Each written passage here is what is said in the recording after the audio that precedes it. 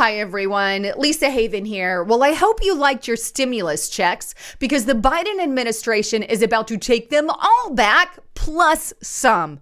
What am I talking about? Well, I'm talking about a massive tax hike by the Biden administration, unlike we have seen since 1993. And this tax hike, by the way, comes in the middle of a pandemic where all of us are literally struggling to put food on the table and struggling to keep our businesses afloat. What a great time to put this tax hike on the American people. I just feel at this point that the Democratic Party doesn't give a hoot about businesses or people, especially with what they have in store. But the bottom line is they have to pay for all these checks somehow, right? It's not just free money. But before I get into this report, I want to remind you, get a VPN. I can't stress how important this is. It's nobody's business to know what you look at on the internet. And if you really want to be a free person in today's society, this is the way you have to do it, to where nobody can look at or form a profile on you based off of your search history.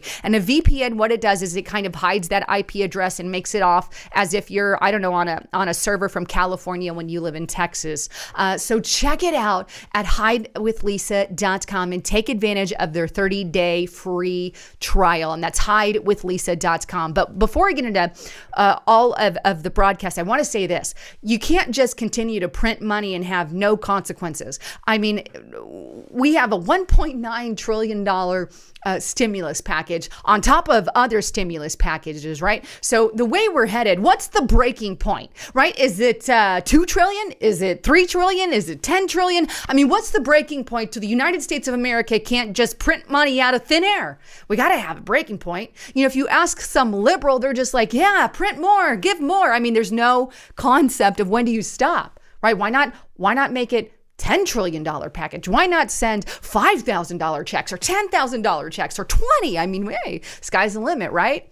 That's the way a lot of people in the liberal mindset are thinking, and it's destroying our country. I mean, is the ultimate agenda to collapse it all and usher in a third world style? It seems as if that's where we're headed, in my opinion.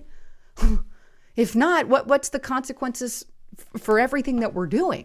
And they're talking about now yet another package to send to the American people. But the bottom line is, how are they going to get that money back, right? Well, take a look at this article here. I want to focus on this first because I love the title on it, and it's on Mrs.org. But it's the New Deal. Instead of a Green New Deal, a New Deal has arrived thanks to the COVID pandemic. Now, the article makes a very powerful point here, and here's what it says. While it's true, the Biden administration is signing off on an immense $1.9 trillion relief package. Is it really relief, by the way? When you're borrowing money to stimulate an economy, it's a temporary Band-Aid that bites us in the butt later, right? But anyway, I digress. The fact is, the Trump administration already approved $4 trillion in new spending for COVID-19 stimulus and relief. And the Biden administration will do an additional on top of that. To put this into perspective, keep in mind that during most of the Obama years, total federal outlays ranged from $3.5 to $3.9 trillion. Trump pushed those numbers up even further, toppling at $4.4 trillion in 2009, right? In the year 2020 fiscal year, which ended in September, outlays skyrocketed to $6.5 trillion. That doesn't even capture all of his stimulus spending. Some of it will count under the 2021 fiscal year, and we still have a long way to go, right? Now, the Biden administration has added nearly $2 trillion to that total, and there's likely to be more relief and stimulation going forward. Somebody's got to ask, where's the money coming from? Meanwhile, the one-year deficit exploded to $3.3 trillion in 2020, more than doubling the $1.4 trillion deficit that piled on in 2009. To make this all possible, of course, the central banks have furiously created new printed money, showering Washington and Wall Street with dollars. As the Fed brought up U.S. debt on the secondary market and even began buying corporate debt, naturally, the Fed's balance sheet is now well above $7 trillion. Tick-tock on the economy. I mean, we're here now. A lot of people say inflation's coming, stagflation. I mean, there's consequences for this stuff, you know?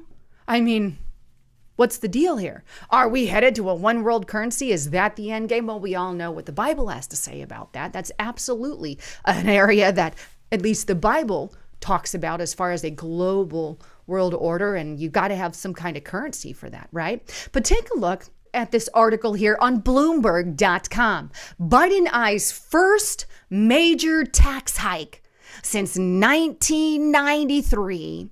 An economic plan. Now, I love the way that this Zero Hedge article kind of expands on it. So I'm going to show you this one and focus on this one. But Biden plans biggest federal tax hikes since 1993 to fund infrastructure and climate initiatives. Now, the article goes on to say this. Biden is embarking on what could be the biggest federal tax hike since 1993 to finance an infrastructure plan and Biden's climate change initiatives, healthcare, and economic inequality plans, right? Here's more from Bloomberg. Unlike the $1.9 trillion COVID-19 Stimulus Act, the next initiative, which is expected to be even bigger, won't rely just on the government debt as funding source. While it's being increasingly clear that tax hikes will be a component, Treasury Secretary Janet Yellen has said at the least part of the next bill will have to be paid for and point to higher rates.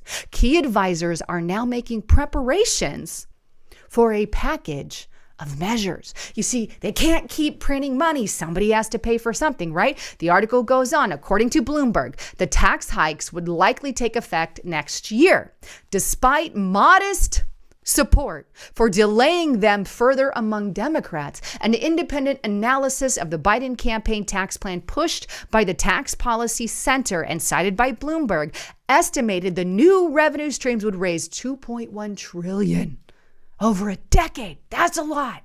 Though, given the current political climate, right, the final total will likely be smaller. To be sure, Democrats will need to convince 10 Republicans to back the bill to circumvent the filibuster. The overall program has yet to be unveiled. Nevertheless, analysts are penciling in between $2 to $4 trillion. And how does it work? Well, according to Bloomberg, in this Zero Hedge article, Bloomberg has a list of proposals that are reportedly being considered, though they all likely won't make the final bill. Okay, this is what's being projected. But either way, if everything goes through or if part of it goes through, this is a tax hike. We can't afford one right now. American people are literally on their last.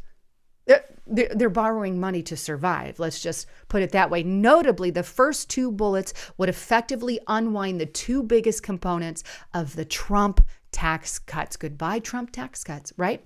It would raise the corporate tax to 28 from 21. Massive. That's a 7-point increase on businesses who were told to close their doors, who were told that they had to implement all these new measures and put new, it costs money to implement all these measures, who had to let go of employees during the COVID if they were around or caught someone with COVID, leaving massive gaps in their workflow, having to close their businesses at time and literally close their door for months on end, depending on what state you were in. And now, let's just raise it all. Imagine what America's going to look like when this hits next year, right? On top of an economic depression akin to that of the 1930s. I mean, really?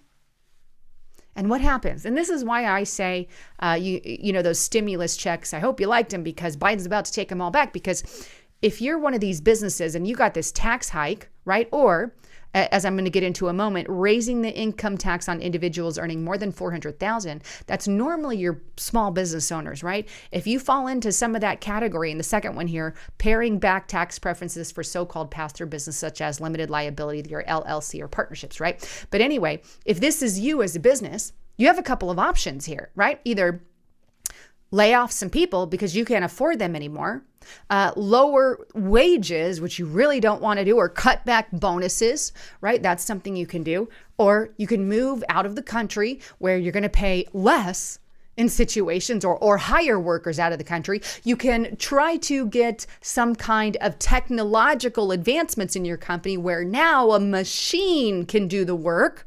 Maybe the company has put it off for some time, but because of stuff like this, they might have to get that machine to replace the human to get the work. Or another thing that could happen, the fifth thing that could happen, they raise their prices on whatever the product is. And if you're doing this to every business, small business, guess who has to pay that? You and I. We are the ones that get laid off from our jobs. We are the ones that get let go. We are the ones who have to foot the bill on paying the higher prices for all the products. That's us.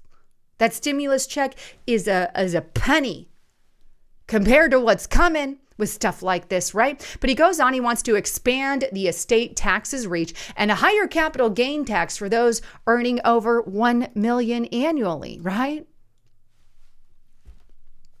Lots of interesting things in this little bill here. But the ultimate agenda, in my opinion, is the complete destruction of the United States of America, economically speaking. I mean, unless we're just going to allow money to be printed out of our rear ends forever, amen? Right? I mean, these liberal people don't think. Like they just let's fund college and let's fund healthcare for everyone and let's give everybody a free house because it's the right thing to do. Is it really? Let's think about this. If you're all for this virtue signal as a liberal and you're going to pay for that person's college, why don't you go foot the bill for that person's college? If you're so righteous, go do it. Oh, no. This has to be they won't do it, right? They won't do it. Oh, this has to be a community effort. Well, how are we going to pay for that? Oh, they're just take it from the rich people. Well, there's only so much you could take because when you end up doing all of that and you're doing what Elizabeth Warren, we're going to tax 90% of everybody that makes over $1 million, you're going to really collapse society because then they're going to be like, if I can make more money working for someone than running my business, hell, I'm going to do that because this 90% paycheck check, 90% of my paycheck ain't going to cut it. I'm going to quit that job, right? And be like everybody else. Or you could just be like, I'm just going to suck it off of everybody and do nothing because, hey, I get everything paid for. Here's the thing, and I'm going to be really frank here. Anybody who has children knows this, which is a majority of you. If you buy your child something, say you bought them a car, right? They're a teenager, they're ready to drive. This is your present to them. You pay for everything, insurance, car, fixes, all of that. Well, they're not going to treat that car as good or as they should if it's freely given. No, they're going to possibly mistreat it because they don't have any financial investment in that car, right? It's like anything else. It's like, well, here, if we give this to you free, well, you have no financial investment. And it's like a house rental. Like if I rent a house, I'm not going to take as good care of it as if I bought my own house. Why? Because I'm financially invested in it. And I personally had to work for it to get it, right? It's honestly a biblical concept. And it's a very good one. A very good one. And that's the kind of society that we are headed for and why socialist economies like Venezuela crashed. Anyhow, look, you got to get on over to Restricted Republic. I'm only going to offer this limited time offer. And right now, I want you to get over there because I'm going to put a big bombshell video out today on Restricted Republic. I can't even tell you the topic. It's that big, right? Here on YouTube. And right now, if you want to check out Restricted Republic, I'm going to give it to you for $1 for the first month.